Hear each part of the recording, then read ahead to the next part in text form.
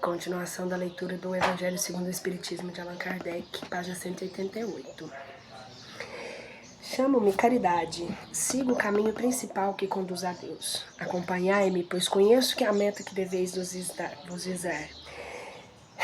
Dei essa manhã o meu giro habitual e com o coração amargurado venho dizer-vos, ó meus amigos, que de misérias, que de lágrimas, quanto tendes de fazer para secá-las todas.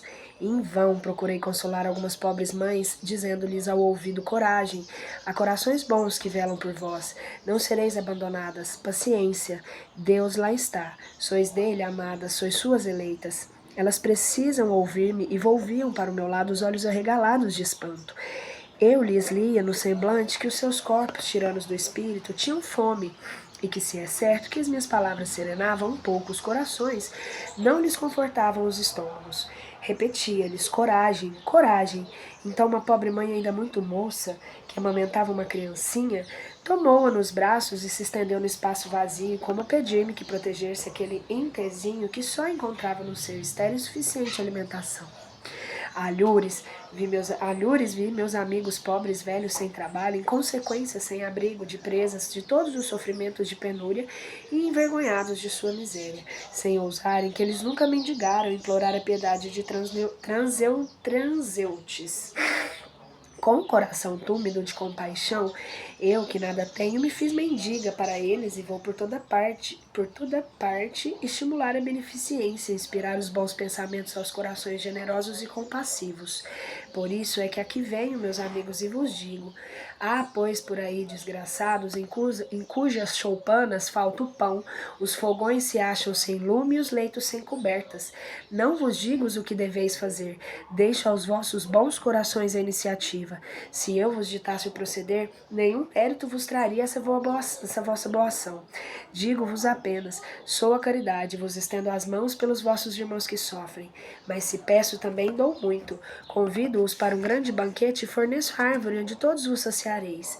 Vede quanto é bela como está carregada de flores e frutos. Ide, colhei, apanhai todos os frutos dessa magnificente árvore que se chama beneficência. No lugar dos ramos que tirardes, atarei todas as boas ações que praticardes e levarei a árvore de Deus que carregará de novo, porquanto a beneficência é inexaurível. Acompanhai-me, pois, meus amigos, a fim de que eu vos conte entre os que se arrolam sobre a minha bandeira. Nada temais, eu vos conduzirei pelo caminho da salvação, porque sou a caridade. Carita martirizada em Roma, Lyon, 1961. Eu acho que esse final aqui desse livro, quando fala, entre parênteses aqui, por exemplo, Lyon, Fenelon, eu acho que Fenelon não, Lyon, Bordeaux, eu acho que são os amigos que canalizaram as mensagens. Tô comentando porque eu não sei, né, se às vezes alguém tiver essa dúvida também.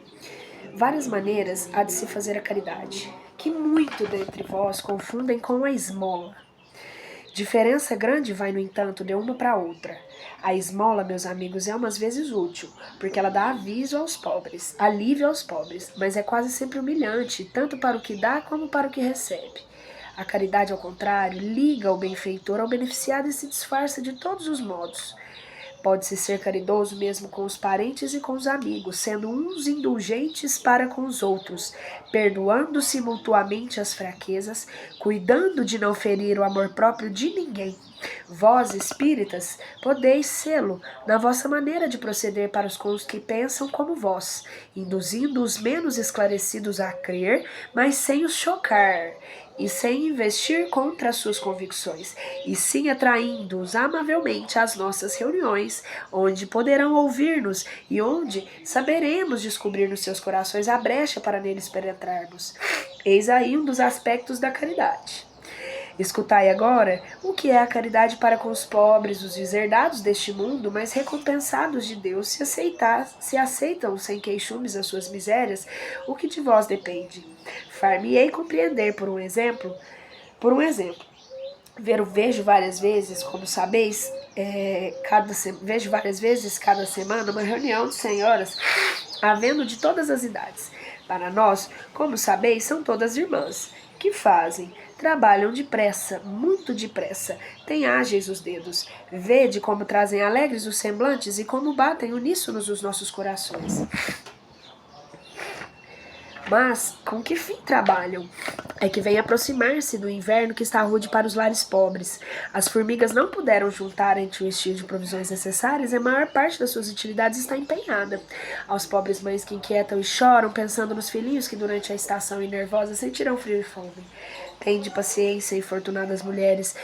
Deus inspirou contra as outras mais quinhoadas do que vós. Elas se reuniram e estão confeccionando roupinhas. Depois destes dias, quando a terra se achar coberta de neve, e vós vos lamentardes dizendo, Deus não é justo, que é que vos sai dos lábios sempre que sofreis? Vereis surgir um dos filhos dessas boas trabalhadoras que se constituíram obreiras dos pobres, pois que é para vós que elas trabalham. Assim os vossos lamentos se mudarão em bênçãos, dado que no coração dos infelizes o amor acompanha de bem perto do ódio. Como essas trabalhadoras precisam de encorajamento, só um minuto. Como essas trabalhadoras precisam de encorajamento, vejo chegarem de todos os lados as comunicações dos bons espíritos. Os homens que fazem parte dessa sociedade lhes trazem também o seu concurso, fazendo-lhes umas dessas leituras que agradam tanto. E nós, para recompensarmos o zelo de todos e de cada um em particular, prometemos às laboriosas obreiras da boa clientela que lhes pagará à vista em bênção a única moeda que tem curso no céu, garantindo-lhes que, sem receio de errar, esta moeda não lhes faltará. Carita, Lyon de 1861. Meus caros amigos, todo dia ouço entre vós dizerem, sou pobre, não posso fazer caridade. E todos os dias vejo que faltais com indulgência aos vossos semelhantes. Nada lhes perdoais e vos arvorais, em juízes muitas vezes severos, sem querer de saber se ficariais satisfeitos que do mesmo modo procedessem convosco. Não é também caridade a indulgência? Nossa, que lapada! Ai, ai. Vós que apenas podeis fazer a caridade praticando a indulgência, fazei-a assim, mas fazei-a largamente. Pelo que toca à caridade material, vou contar-vos uma história do outro mundo. 2 homens acabavam de morrer. Dissera Deus, enquanto esses 2 homens viverem, deitar-se-ão em sacos diferentes as boas ações de cada um deles, para que por ocasião de sua morte, sejam pesados. Quando ambos chegaram aos últimos momentos, mandou Deus que lhes trouxessem os 2 sacos. Um estava cheio, volumoso, atochado, e nele ressoava o metal que o enchia. O outro era pequenino e tão vazio que se podiam contar as moedas que continha. Este o meu, disse um, reconheço-o, fui rico e dei muito. Este o meu, disse o outro, sempre fui pobre, quase nada tinha para repartir. Mas, ó, surpresa, postos na balança os 2 sacos, o mais volumoso se revelou leve, mostrando-se pesado o outro, tanto que fez-se elevar-se muito primeiro no prato da balança. Deus então disse ao rico, deste muito. É certo, mas deste por ostentação, e para que o teu nome figurasse em todos os templos o orgulho, e ademais dando o teu nome E ademais, dando de nada te privaste. Vai para a esquerda e fica satisfeito com o te serem as tuas esmolas contadas por qualquer coisa. Depois disse ao pobre, tu deste pouco, meu amigo, mas cada uma das moedas que estão nessa balança representa uma privação que te impuseste. Não deste esmolas, entretanto, praticaste a caridade, e o que vale muito mais, fizeste a caridade naturalmente, sem cogitar de que fosse levado em conta, foste indulgente, não te constituísse juiz do seu semelhante, ao contrário, todas as suas ações lhe revelaste. Passa à direita e vai receber a tua recompensa. O Espírito Protetor, Lyon, 1861. A mulher rica, venturosa, que não precisa empregar o tempo nos trabalhos de sua casa, não poderá consagrar algumas horas a trabalhos úteis aos seus semelhantes? Compre o que lhe sobre de prazeres agasalhados para o desgraçado que tirita de frio. Confeccione com as mãos que vai nascer. Confeccione com suas mãos delicadas roupas grosseiras mais quentes. Auxilie uma mãe a cobrir o filho que vai nascer. Se por isso seu filho ficar com algumas rendas de menos, o do pobre terá mais do com que se aqueça. Trabalhar para os pobres é trabalhar na vida do Senhor. E tu, pobre operária, que não tem supérfluo. Às vezes é difícil ler, né? E tu, pobre operária, que não tem supérfluo, mas que cheia de amor, horas do seu dia, do teu tempo, único tesouro que possuis, faz algum desses trabalhos elegantes que tentam os felizes, vende o produto dos teus serões e poderá igualmente oferecer aos teus irmãos a tua parte de auxílios. Terás talvez algumas fitas de menos, dará porém calçado ao que anda descalço. E vós, mulheres, que vos votastes a Deus, trabalhai também na sua obra, mas que os vossos trabalhos não sejam unicamente para adornar as vossas capelas, para chamar a atenção sobre a vossa habilidade e paciência. Trabalhai, minhas filhas, e que o produto de vossas obras se destine a socorrer os vossos irmãos em Deus.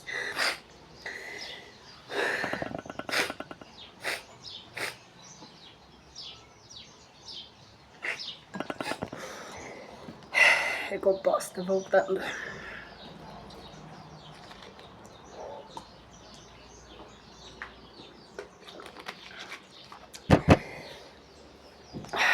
Trabalhai, minhas filhas, e que o produto de vossas obras se destine a socorrer os vossos irmãos em Deus. Os pobres são seus filhos bem-amados. Trabalhai para eles é glorificá-lo. Sede-lhe a providência e diz aos pássaros do céu, dá Deus o alimento. Mudem-se o ouro e a prata, que se tecem nas vossas mãos em roupas e alimentos para os que não os têm. Fazei isso e abençoado será vosso trabalho. Todos vós que podeis produzir, dai o vosso gênio, dai as vossas inspirações, dai o vosso coração, que Deus vos abençoará. Poetas literatos, que só pela gente mundana sois lidos, satisfazei-lhe aos prazeres, mas consagrai o produto de algumas vossas obras a socorros aos desgraçados. Pintores, escultores, artistas de todos os gêneros. Não será por isso menor a vossa glória, e alguns sofrimentos haverá de... Peraí, voltei. Até me perdi aqui.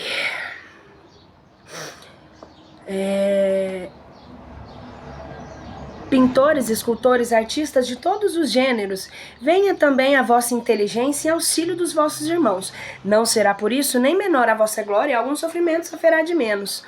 Todos vós podeis dar, qualquer que seja a classe que pertençais, de alguma coisa dispondes que podeis dividir. Seja o que for que Deus vos haja outorgado, uma parte do que ele vos deu, deveis àqueles que carecem do necessário.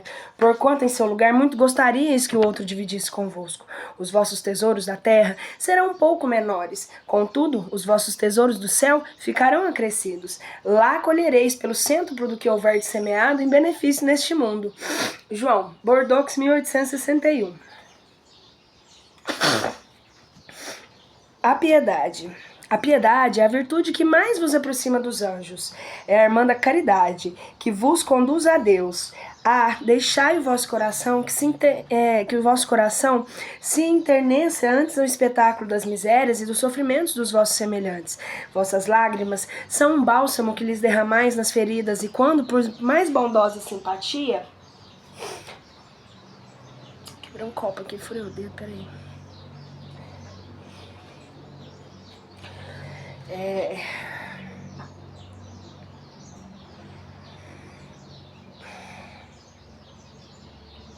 Chegai-lhes proporcionar a esperança, e quando por a resignação que encanto não experimentais.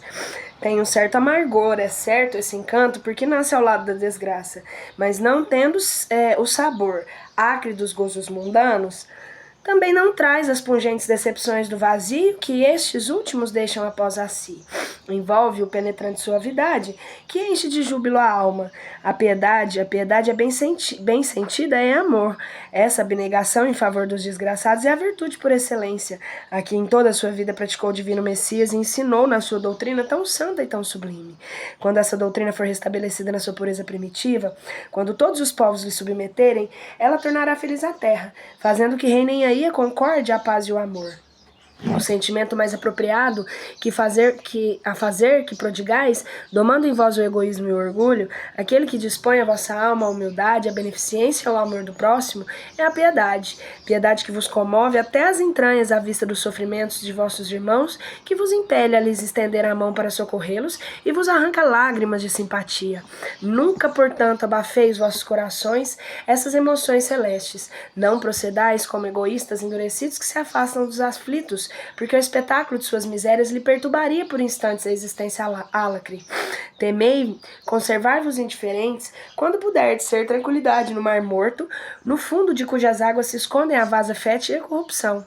Quão longe, no entanto, se acha a piedade de causar o distúrbio e o aborrecimento que se arrecia o egoísta. Sem dúvida, ao contrato da desgraça de outrem, a alma, voltando-se para si mesma, experimenta um confrangimento natural e profundo, que põe em vibração todo o ser e abala penosamente. Grande, porém, a compensação quando chegais a dar coragem e a esperança de um irmão infeliz, que se internece ao aperto de uma mão amiga e cujo olhar úmido por vezes de emoção e de reconhecimento para vós dirige docemente antes de se fixar no céu em agradecimento por lhe ter enviado um consolador, um amparo. A piedade é o melancólico, mas celeste precursor da caridade, primeiras das virtudes que a tem por irmã, e cujos benefícios ela prepara e enobrece. Miguel Bordeaux, 1862. Os órfãos. Meus irmãos, amai os órfãos. Se soubesseis quanto é triste ser só e abandonado, sobretudo na infância, Deus permite que haja órfãos para exportar-nos a servir-lhes de pais. Que divina caridade amparar uma pobre criaturinha abandonada, evitar que sofra fome e frio, dirigir-lhe a alma a fim de que não desgarre-o para o vício. Agrada a Deus quem estende a mão a uma criança abandonada, porque compreende a prática da sua lei. Ponderai também que muitas vezes a criança que socorreis vós foi cara noutra encarnação. Caso que, se pudesseis lembrar-vos, já não estaríeis praticando a caridade, mas cumprindo um dever. Assim, pois, meus amigos, todo sofredor é vosso irmão e tem direito à vossa caridade. Todos, não apenas os que a gente acha que são. E nem os que a gente escolhe.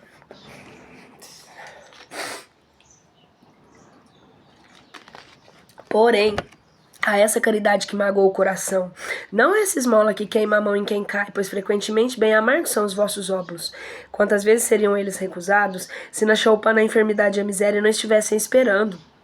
Dai delicadamente e juntai ao benefício, que fizerdes o mais precioso de todos os benefícios, de uma boa palavra, de uma carícia, de um sorriso amistoso.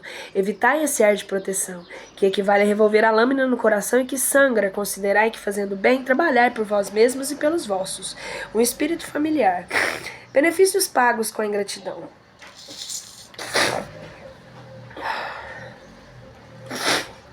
Que se deve pensar dos que, recebendo a ingratidão em paga de benefícios que fizeram, deixam de praticar o bem para não topar com os ingratos?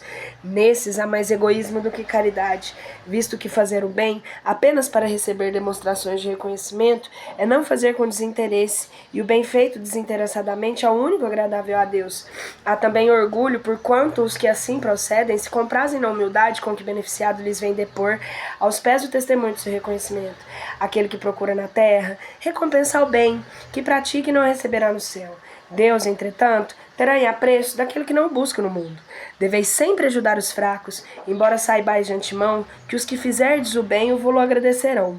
Ficais certos de que se aquele a quem estáis em serviço esquece, Deus o levará mais em conta do que se a sua ingratidão o beneficiado que lhe houvesse pago. Se Deus permite por vezes sejais pago com a ingratidão, é para experimentar a vossa perseverança em praticar o bem.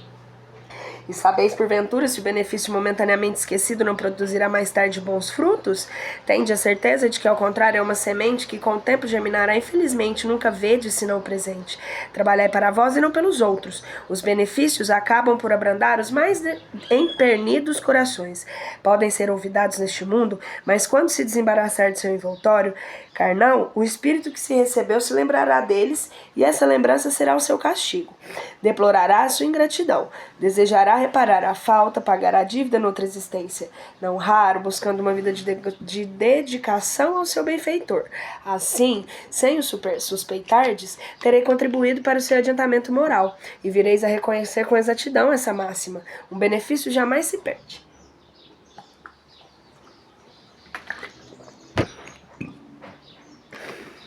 Um benefício jamais se perde. Além disso, também por vós mesmos terei trabalhado, porquanto ganjeareis o mérito de haver feito bem desinteressadamente e sem que as decepções vos desanimem. Ah, meus amigos, se conheceis todos os laços que prendem a vossa vida atual às vossas existências anteriores, se pudesseis apanhar num golpe de vista a imensidade das relações que ligam aos outros, os seres, para o efeito de um progresso mútuo, admiraríeis muito mais a sabedoria e a bondade do Criador, que vos concede reviver para chegardes a Ele. Guia Protetor, 100.862. Beneficência exclusiva. É acertada a beneficência quando praticada exclusivamente entre pessoas da mesma opinião, da mesma crença ou do mesmo partido? Não porquanto precisamente o espírito de seita é partido que precisa ser abolido, visto que são irmãos todos os homens. O verdadeiro cristão vê somente irmãos em seus semelhantes, e não procura saber antes de socorrer o necessitado, qual a sua crença ou sua opinião, seja sobre o que for.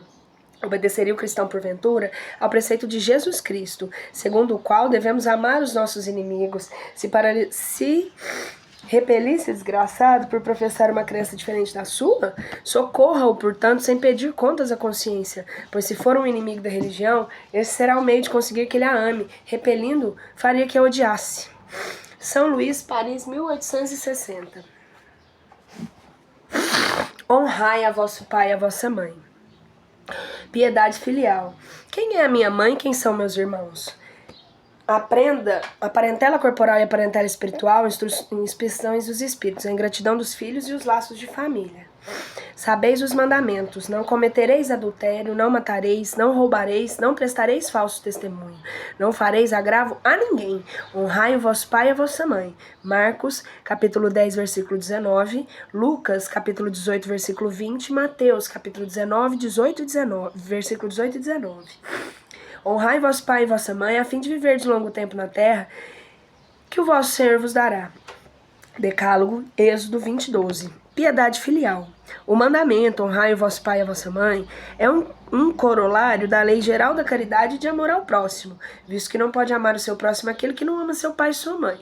Mas o termo honrai encerra um dever a mais para com eles, o da piedade filial. Quis Deus mostrar, por essa forma, que ao amor se devem juntar o respeito, as atenções, a submissão e a consciência, que envolve a obrigação de cumprir-se para com eles, de modo ainda mais rigoroso, tudo que a caridade ordena relativamente ao próximo em geral. Esse dever se estende naturalmente às pessoas que fazem às vezes de pai e mãe, as quanto mais maior mérito tem, quanto a menos obrigatória para eles o devotamento. Deus pune sempre com rigor toda violação desse mandamento.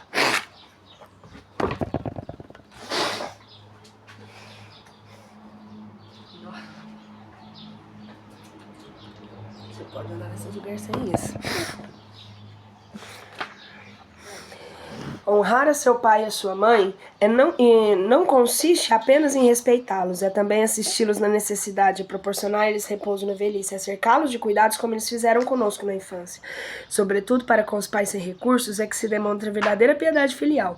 Obedecem a esse mandamento os que julgam fazer grande coisa, porque dão a seus pais o estritamente necessário para não morrerem de fome, quando eles de nada se privam, atirando-o para os cômodos mais ínfimos da casa, apenas por não os deixar na rua, reservando para si o que há de melhor e mais confortável?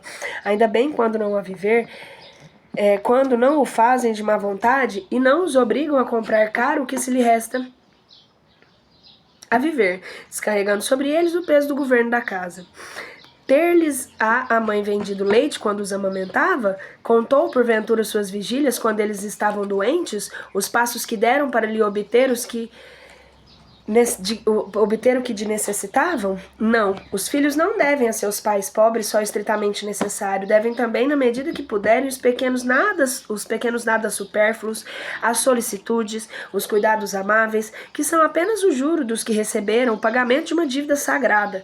Unicamente essa é a piedade filial grata a Deus. Há, pois, daquele que ouvida o que deve aos que amparam em sua fraqueza, que com a vida material lhe deram a vida moral, que muitas vezes se impuseram duras privações para lhe garantir o bem-estar. Ai do ingrato, será punido com ingratidão e abandono, será ferido nas suas mais caras afeições, algumas vezes já a existência atual, mas com certeza noutra em que sofrerá o que houver feito aos outros. Alguns pais, é certo, descuram de seus deveres e não são para os filhos o que deviam ser, mas a Deus é que compete puni-los e não a seus filhos. Não compete a estes censurá-los, porque talvez sejam merecido que aqueles fossem quais se mostram. Se a lei da caridade manda que se pague o mal com o bem, se seja indulgente para as imperfeições de outrem, se não digam mal do próximo, se lhes esqueçam e perdoem-vos agravos, se ame até os digam os inimigos, quão maiores não hão de ser essas obrigações, tratando-se de filhos para com os pais. Devem, pois, os filhos tomar como regra de conduta para com seus pais de todos os preceitos de Jesus, concernentes ao próximo, e ter presente que todo procedimento censurável com relação a estranhos, ainda mais censurável se torna relativamente aos pais, e que talvez não passe de simples falta. No primeiro caso, pode ser considerado um crime. No segundo, porque aqui a falta da caridade se junta à ingratidão. Deus disse: honrai o vosso pai e a vossa mãe, a fim de viverdes longo tempo na terra.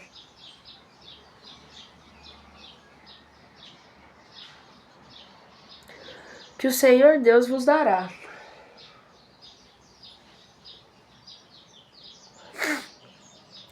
Porque promete ele recompensa. Porque promete ele recompensa a vida na terra e não a vida celeste? A explicação se encontra nessas palavras, que Deus vos dará, as quais, suprimidas na moderna fórmula do decálogo, lhe alteram o sentido. Para compreendermos aqueles dizeres, temos de nos reportar a situação e as ideias dos hebreus naquela época. Eles ainda nada sabiam da vida futura, não lhes indo a visão além da vida corpórea. Tinham, pois, de ser impressionados mais pelo que viam do que pelo que não viam. Fala-lhes Deus, então, numa linguagem que estava mais ao alcance, e como se dirigisse às crianças e põe-lhes em perspectiva do que podeis satisfazer. Achavam-se eles ainda no deserto. A terra que Deus lhes dará é a terra da promissão, o objetivo das suas aspirações. Nada mais desejavam do que isso. Deus lhes diz que viverão nela um longo tempo, isso é, que a possuirão por longo tempo e se observarem seus mandamentos. No entanto, ao verificar-se o advento de Jesus, eles já tinham mais desenvolvido as suas ideias.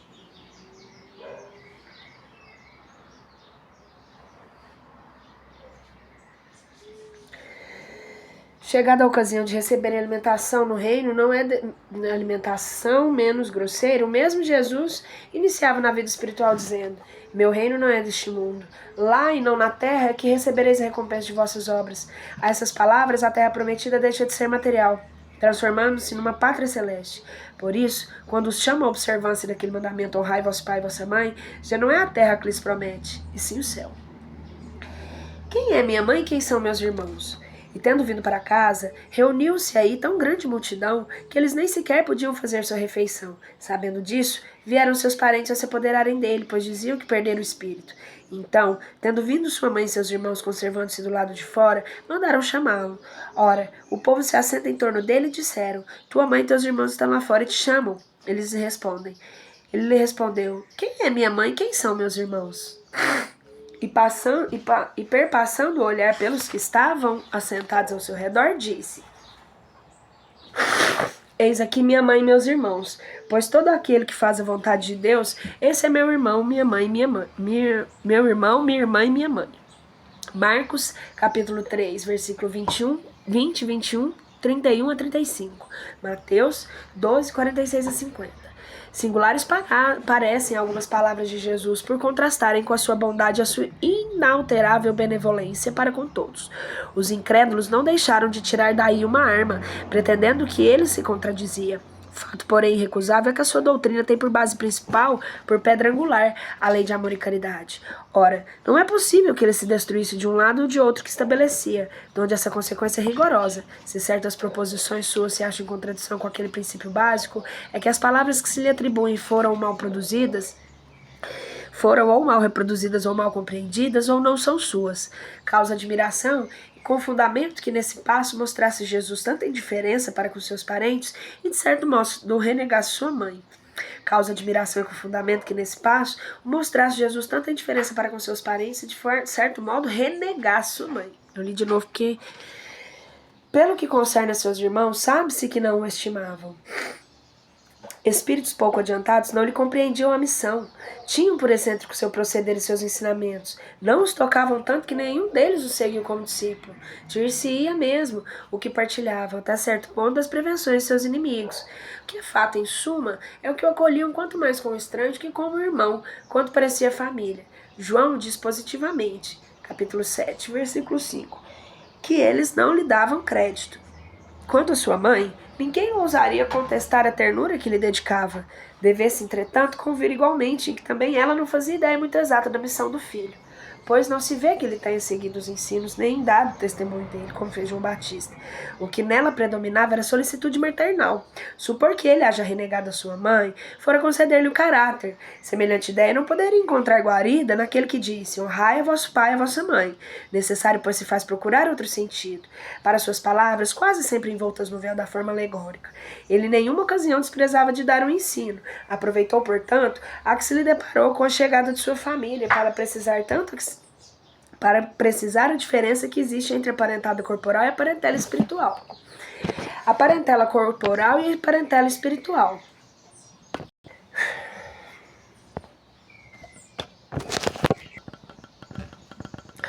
Os laços de sangue não criam forçosamente os lames entre os espíritos. O corpo procede do corpo, mas o espírito não procede do espírito, porquanto o espírito já existia antes da formação do corpo. Não é o pai quem cria o espírito do filho. Ele não mais faz que lhe fornecer o invólucro corpóreo, cumprindo-lhe, no entanto, auxiliar o desenvolvimento intelectual e moral para fazer progredir. Os que encarnam numa família, sobretudo, como parentes próximos, são, mais das vezes, espíritos simpáticos, ligados por anteriores relações, que se expressam por uma afeição recíproca na vida terrena. Mas também pode acontecer que sejam completamente estranhos uns aos outros. Esses espíritos afastados entre si por antipatias igualmente anteriores, que se traduzem na Terra por um mútuo antagonismo, que aí lhes serve de provação. Não são os da consanguinidade os verdadeiros laços de família, e sim os da simpatia e da comunhão de ideias. Desculpa, porque me veio um pensamento aqui agora. Os que encarnam numa família, sobretudo como parentes próximos, são, as mais das vezes, espíritos simpáticos ligados por anteriores relações que se expressam por uma afeição recíproca da vida terrena. Mas esses espíritos afastados entre si por antipatias igualmente anteriores, que se traduzem na Terra por um mútuo antagonismo, que aí lhes serve de provação. Não são os da consanguinidade os verdadeiros laços de família, e sim os da simpatia e da comunhão de ideias, os quais prendem os espíritos antes, durante e depois das suas encarnações. Segue-se que dois desses seres nascidos de pais diferentes podem ser mais irmãos pelo espírito do que se fossem pelo sangue.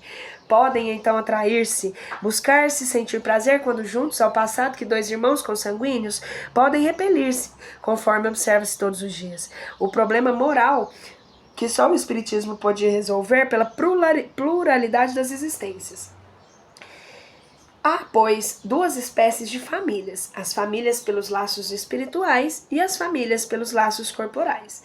Duráveis, as primeiras se fortalecem pela purificação e se perpetuam ao mundo dos espíritos, através das várias migrações da alma. As segundas, frágeis como a matéria, se extinguem com o tempo e muitas vezes dissolvem moralmente, já na existência atual.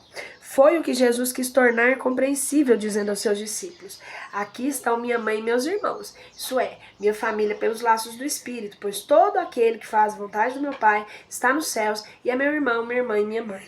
A hostilidade que lhe moviam seus irmãos se acha claramente expressa em narração de Marcos, que diz terem eles o propósito de apoderarem do mestre, sob o pretexto que esse perdera o espírito. Informando a chegada deles, conhecendo os sentimentos que nutriam seu respeito, era natural que Jesus dissesse, referindo-se aos seus discípulos, do ponto de vista espiritual: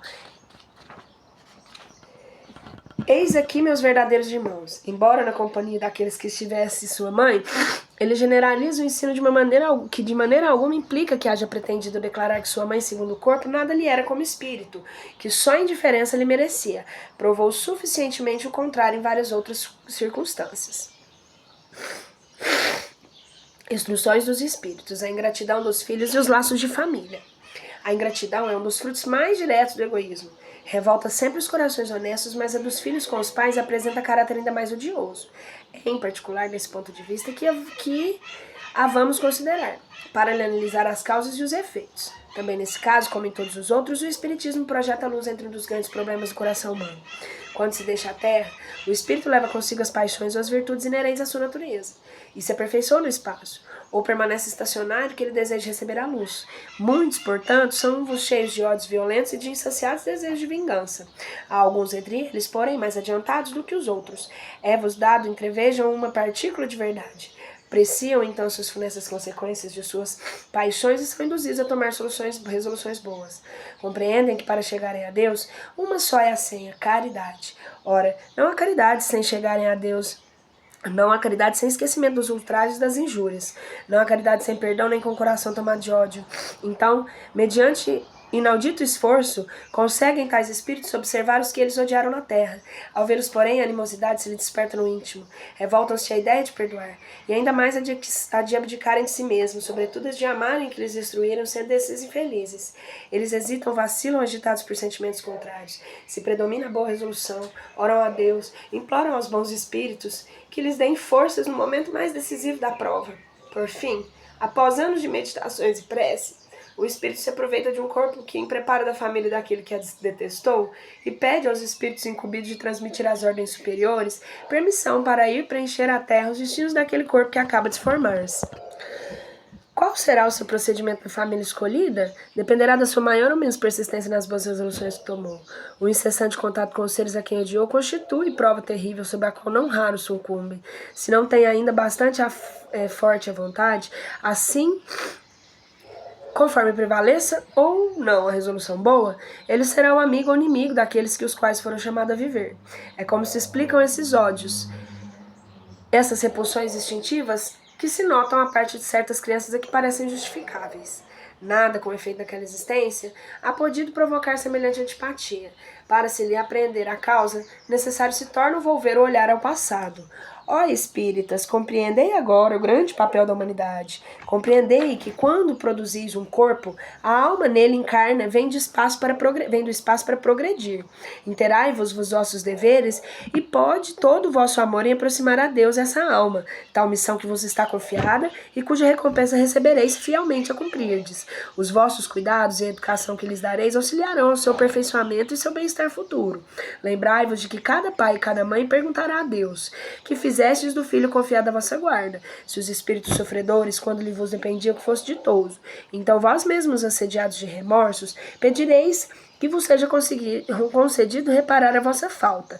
Solicitareis para vós e para ele outra encarnação em que o cerquei dos melhores cuidados, e que ele, cheio do reconhecimento, vos retribuirá com seu amor. Não escorraceis, pois a criancinha que repele a sua mãe, nem a que vos paga com ingratidão. Não foi o acaso que fez assim que vos lá deu. A perfeita intuição do passado se revela, do quais podeis deduzir que um ou outro já adiou muito, ou foi muito ofendido, que um ou outro veio para perdoar ou para espiar. Mães, abraçai o filho que vos dá desgosto e dizei com vós mesmas, um de nós dois é culpado. Fazei-vos merecedoras de gozos divinos que Deus conjugou à maternidade, ensinando aos vossos filhos que eles estão na terra para se aperfeiçoar, amar e bendizer. Mas muitas dentre vós, em vez de eliminar por meio de educação os maus princípios inatos das existências anteriores, entretêm e desenvolvem esses princípios por uma culposa fraqueza, ou por descuido e mais tarde por vosso coração, ulcerado pela ingratidão dos vossos filhos. Seja para vós, já nessa vida, um começo de expiação.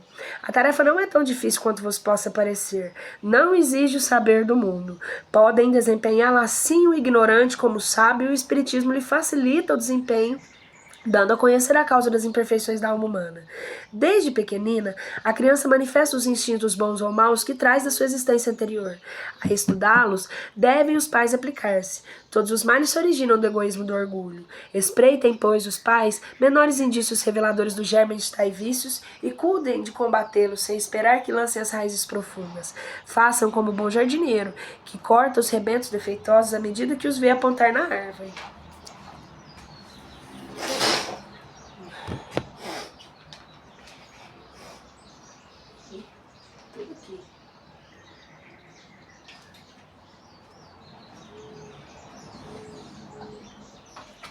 Ué, essa caixa é a prova d'água?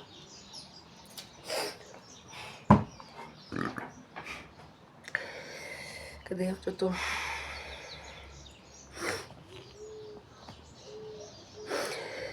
A estudá-los, devem os pais aplicar-se. Todos os males se originam do egoísmo e do orgulho. Espreitem, pois, os pais menores indícios reveladores do germe de tais vícios e cuidem de combatê-los, sem esperar que lancem raízes profundas. Façam como um bom jardineiro que corta os rebentos defeituosos à medida que os vê apontar na árvore. Se deixar-se desenvolvam o egoísmo e o orgulho, não se espantem de serem mais tarde pagos com a ingratidão. Quando os pais hão feito de tudo e o que devem pelo adiantamento moral de seus filhos não alcançam êxito, não têm que se inculpar a si mesmos e podem conservar tranquila consciência. A amargura, muito natural que então lhes advém da improdutividade de seus esforços, Deus reserva grande e imensa consolação na certeza de que se trata apenas de um retardamento que concedido lhe será concluir noutra existência a obra agora começada, e que um dia o filho ingrato os recompensará com seu amor. Deus não dá provas superiores às forças daquele que pede, só permite as que podem ser cumpridas. Se tal não sucede, não é que falte a possibilidade, falta vontade. Com efeito, quantos há que, em vez de resistirem aos maus pendores, se comprazem neles? A esses ficam reservados o pranto e os gemidos nas existências posteriores. Admirar, no entanto, a bondade de Deus, que nunca fecha a porta do arrependimento. Vem um dia em que, ao culpado cansado de sofrer com o orgulho final abatido, Deus lhe abre os braços para receber o filho pródigo que se lança aos pés. As provas rudes, ouvi-me bem, são quase sempre indício de um fim de sofrimento e de um aperfeiçoamento do espírito, quando aceitas com o pensamento em saindo do turbilhão do mundo terrestre. Quando entrardes no mundo dos espíritos, serei aí aclamado como um soldado que sai triunfante da refrega. De todas as provas, as mais duras são as que afetam o coração. Um que suporta com coragem a miséria e as provações materiais,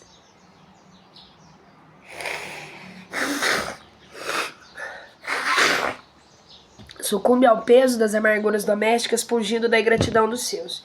Ó que pungente angústia é essa! Mas em tais circunstâncias, que mais pode eficazmente restabelecer a coragem moral do que o conhecimento das causas do mal e a certeza que, se bem haja prolongados os despedaçamentos da alma, não há desesperos eternos, porque não é possível, seja da vontade de Deus, que a sua criatura sofra indefinidamente? Que mais reconfortante, de mais animador do que a ideia de que cada um dos seus esforços é que depende de abreviar o sofrimento mediante destruição em si, causas do mal? Para isso, porém, preciso se faz que o homem não retenha na terra o olhar e só veja uma existência, que se eleve a pairar no infinito do passado e do futuro. Então a justiça infinita de Deus se vos patenteia e esperais com paciência, porque explicável se vos torna o que na terra vos pareceria verdadeiras monstruosidades. As feridas que aí vos abrem, passais a considerar as simples arranhaduras. Nesse golpe de vista lançado sobre o conjunto, os laços de família se vos apresentam sobre o seu aspecto real. Já não vedes a ligar os membros apenas os frágeis laços da matéria. Vedes sim os laços duradouros do espírito, que se perpetuam e consolidam com o depurarem-se, em vez de quebrarem com o efeito da reencarnação. Formam famílias os espíritos que a analogia dos gostos, a identidade do progresso moral e a afeição induzem a reunir-se. Esses mesmos espíritos, em suas migrações terrenas, se buscam para se gruparem como se fazem no espaço, originando-se daí as famílias unidas e homogêneas.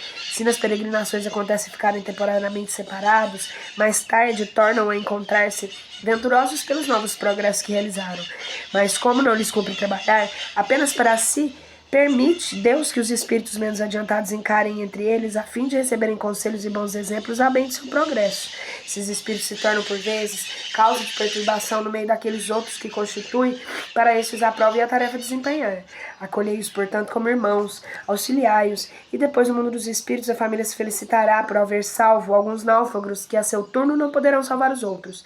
Santo Agostinho, Paris, 1862. Fora da caridade não há salvação. O que precisa o espírito para ser salvo? Parábola do bom samaritano. Ora, quando o Filho do Homem vier em sua majestade, acompanhado de todos os anjos, sentar-se-á no trono de sua glória. Reunidas diante dele todas as nações, separará um dos outros como o pastor separa os bodes das ovelhas, e colocará as ovelhas à sua direita e os bodes à sua esquerda. Então dirá o rei aos que estiverem à sua direita: vinde, benditos de meu Pai, tomai posse o reino que vos foi preparado desde o princípio do mundo. Porquanto tive fome, me destes de comer, tive sede, e me destes de beber. Cresci de teto, e me hospedastes. Estive nu, e me vestistes. Achei-me doente, e me vigiastes. Estive preso, e me fostes ver. Então responderei aos justos: Senhor, quando foi que te vimos com fome e te demos de comer, ou com sede e te demos de beber? Quando foi que te vimos sem teto e te hospedamos, ou despido te vestimos? E quando foi que te soubemos doente ou preso fomos visitar-te? O rei lhes responderá: em verdade vos digo, todas as vezes que isso fizestes, destes mais pequeninos dos meus irmãos, foi a mim mesmo que o fizestes. Dirá em seguida aos que estiverem à sua esquerda: afastai-vos de mim, malditos, ide para o fogo eterno, que foi preparado para o diabo e seus anjos. Porquanto tive fome e não me destes de comer, tive sede e não me destes de beber, precisei de teto e não me agasalhastes, estive sem roupa e não me vestistes, estive doente e no cárcere e não me visitastes. Também eles replicarão: Senhor, quando foi que te vimos com fome e não te demos de comer, com sede e não te demos de beber, sem teto ou sem roupa, doente ou preso e não te assistimos? Ele então lhe responderá: em verdade vos digo, todas as vezes que faltaste com assistência a um desses mais pequenos e deixaste de tê-la para comigo mesmo. E esses irão para o suplício eterno e os justos para a vida eterna.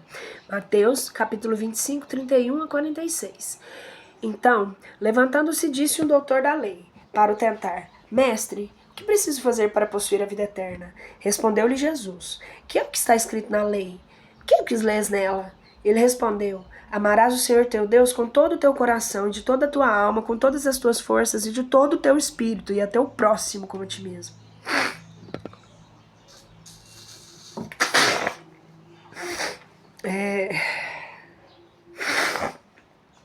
E esses... Não, peraí. Como a ti mesmo, cadê? Disse-lhe Jesus: respondeste muito bem, fazer isso e viverá. Mas o homem, querendo parecer que era um justo, diz a Deus: quem é o meu próximo? Jesus, tomando a palavra, lhe diz: um homem que descia de Jerusalém para Jericó caiu em poder de ladrões que o despojaram, cobriram de ferimentos e se foram, deixando-o semi-morto. Aconteceu em seguida que um sacerdote, descendo pelo mesmo caminho, o viu e passou adiante. Um levita, que também veio àquele lugar, tendo observado, passou igualmente diante. Mas um samaritano que viajava, chegando ao lugar onde jazia aquele homem, e tendo-os visto, foi tocado de compaixão. Aproximou-se dele, deitou-lhe óleo e vinho nas feridas e as pensou. Depois, pondo-o no seu cavalo, levou-o a uma hospedaria e cuidou dele. No dia seguinte, tirou 2 denários e os deu ao hospedeiro, dizendo: trata muito bem desse homem, e tudo que despenderes a mais eu te pagarei quando regressar. Qual desses 3 te parece ter sido próximo daquele que caíra em poder dos ladrões? O doutor respondeu: aquele que usou de misericórdia para com eles. Então vai, diz Jesus, e fazes o mesmo. Lucas, capítulo 10, 25 a 37. Tá. Toda a moral de Jesus se resume na caridade e na humildade, isto é, nas virtudes contrárias ao egoísmo e ao orgulho. Em todos os seus ensinos, ele aponta 2 virtudes como as que conduzem à eterna felicidade. Bem-aventurados, disse, os pobres de espírito, isso é, os humildes, porque deles é o reino dos céus. Bem-aventurados os que têm puro coração, bem-aventurados os que são brandos e pacíficos, bem-aventurados os que são misericordiosos. Amai o vosso próximo como a vós mesmos, e fazei aos outros o que queríeis que fizessem. Amai os vossos inimigos, perdoai as ofensas se quiserdes ser perdoados, praticai o bem sem ostentação, julgai-vos a vós mesmos antes de julgardes os outros. Humildade e caridade eis que não cessa antes de recomendar o de que dá, ele próprio, por exemplo. O orgulho e o egoísmo, eis que não se cansa de combater, e não limita a recomendar a caridade. põe-na claramente em termos explícitos como condição absoluta da felicidade futura. No quadro que traçou do juízo final, deve-se, como muitas outras coisas, separar o que é apenas figura e alegoria.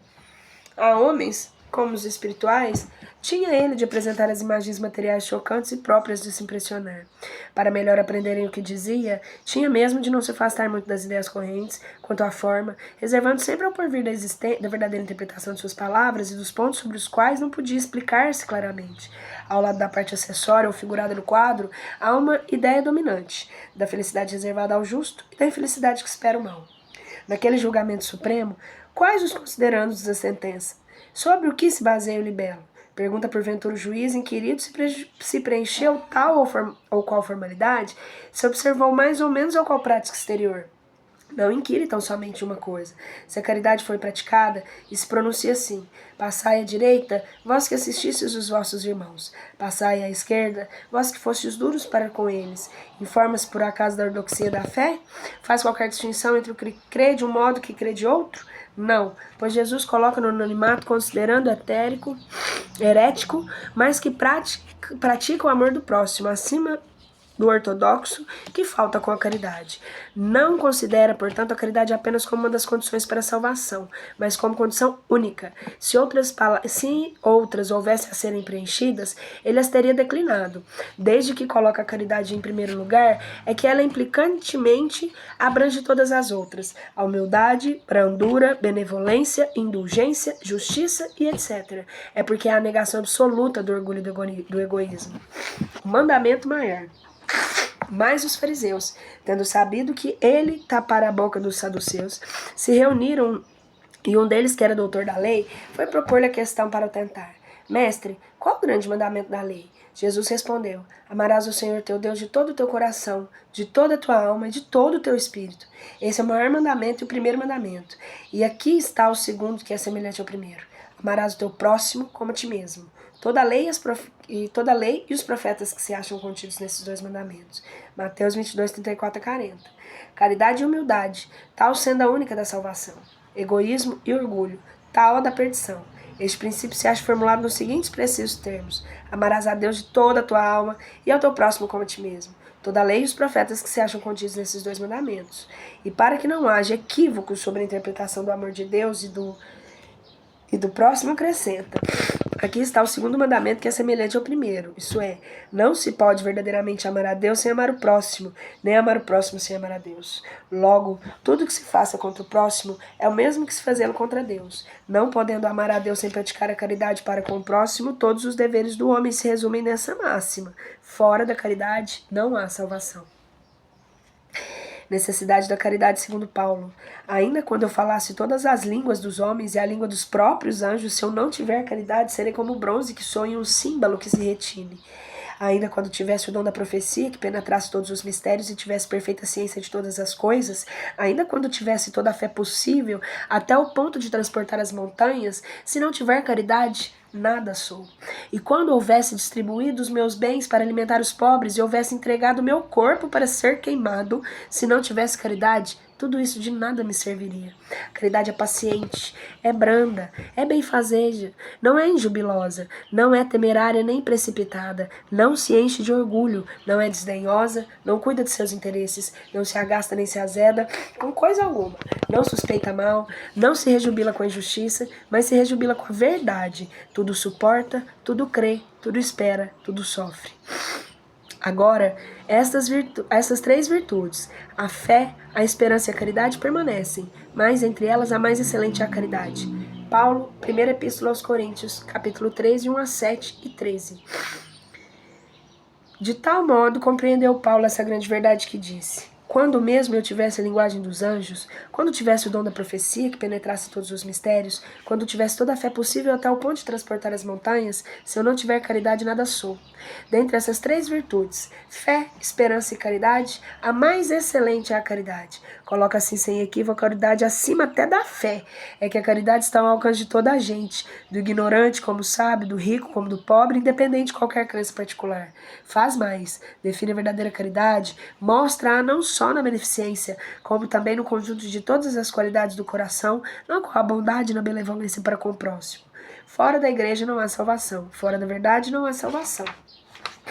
Enquanto a máxima, fora da caridade não há salvação, assenta um princípio universal e abre todos os filhos de Deus acesso à suprema felicidade, o dogma, fora da igreja não há salvação. Se estriba não na fé fundamental em que Deus na imortalidade da alma, fé comum a todas as religiões, porém, numa fé especial em dogmas particulares. É exclusivo, é absoluto. Longe de unir os filhos de Deus, separa-os. Em vez de incitá-los ao amor de seus irmãos, alimenta e sanciona a irritação entre os cessários de todos os diferentes cultos e reciprocamente se considera malditos na eternidade. Embora sejam parentes e amigos, esses sectários. Desprezando a grande lei da igualdade e perante o túmulo, ele vos afasta uns dos outros, até no campo de repouso. A máxima, fora da caridade não há salvação, consagra o princípio da igualdade perante Deus e da liberdade da consciência. Tendo por norma, todos os homens são irmãos, e qualquer que seja a maneira porque adorem o Criador, eles se estendem as mãos e oram uns pelos outros. Com o dogma fora da igreja não há salvação, anatematizam e se perseguem reciprocamente. Vivem como inimigos. O pai não pede pelo filho, nem o filho pelo pai, nem o amigo pelo amigo, desde que mutualmente se consideram condensados em remissão. É, pois, um dogma essencialmente contrário nos ensinamentos do Cristo e à lei evangélica. Fora da verdade não há salvação. Equivaleria fora da igreja não há salvação. Seria igualmente exclusivo, porquanto nenhuma seita existe que não se pretenda ter o privilégio da verdade. Que homem pode se vangloriar de possuir integral quando o âmbito do conhecimento incessantemente se alarga e todos os dias se retificam as ideias? A verdade absoluta é patrimônio unicamente de espíritos da categoria mais elevada e a humanidade terrena não poderia pretender possuí-la, porque não é lhe dado saber tudo. Ela somente se pode aspirar a uma verdade relativa, proporcionando a seu adiamento. Se Deus houvera feito de posse da verdade absoluta a condição expressa da felicidade futura, teria proferido uma sentença de proscrição geral, ao passo que a caridade, mesmo na sua mais ampla acepção, podem a todos praticá-la. O Espiritismo, de acordo com o Evangelho, admitindo a salvação para todos, independe de qualquer crença, conquanto na lei que Deus seja observada não diz, fora do Espiritismo não há salvação. E quando não pretende ensinar dentro da verdade, também não diz, fora da verdade não há salvação, pois que essa máxima separaria em lugar de unir e perpetuaria os antagonismos. Instruções dos Espíritos, fora da caridade não há salvação. Meus filhos, na máxima, fora da caridade não há salvação, estão encerrados os destinos dos homens, na terra e no céu. Na terra, porque à sombra desse estandarte, eles viverão em paz. No céu, porque se houverem praticado, acharão graças diante do Senhor. Essa divisa é o facho celeste, a luminosa coluna que guia o homem no deserto da vida, encaminhando para a terra de promissão. Ela brilha no céu como Aurélio Santa na fronte dos deleitos, e na terra se acha gravada no coração daqueles a quem Jesus dirá: passai à direita, benditos do meu Pai. Reconhecê-los-ei perfume da caridade que espalham em torno de si. Nada exprime com mais exatidão o pensamento de Jesus. Nada resume tão bem os deveres do homem como essa máxima de ordem divina. Não poderia o Espiritismo provar melhor a sua origem do que apresentando-se como regra. Por isso é um reflexo mais puro do cristianismo. Levando-a por guia, nunca o homem se transviará. Dedicai-vos assim, meus amigos, a perscrutar-lhe o sentido profundo e as consequências ao descobrir-lhe por vós mesmos todas as aplicações. Submetei todas as vossas ações ao governo da caridade e a consciência vos responderá. Não só ela evitará que pratiqueis o mal, como também fará que pratiqueis o bem. Porquanto uma virtude negativa não basta, é necessária uma virtude ativa. Para fazer-se o bem, mister sempre se torna a ação da vontade. Para não se praticar o mal, basta as mais das vezes inércia e desculpação. Meus amigos, agradecei a Deus o haver permitido que pudesseis gozar à luz do Espiritismo. Não é que somente os que possuem ajuntam ser salvos, é que ajudando-vos a compreender os ensinos de Cristo, ela vos faz melhores cristãos. Esforçai-vos, pois, para que todos os irmãos, observando, sejam induzidos a reconhecer que o verdadeiro espírito e o verdadeiro cristão são só um, e a mesma coisa, dado que todos quanto praticam caridade são discípulos de Jesus, sem embargo da seita que a pertençam. Paulo Apóstolo, 1860.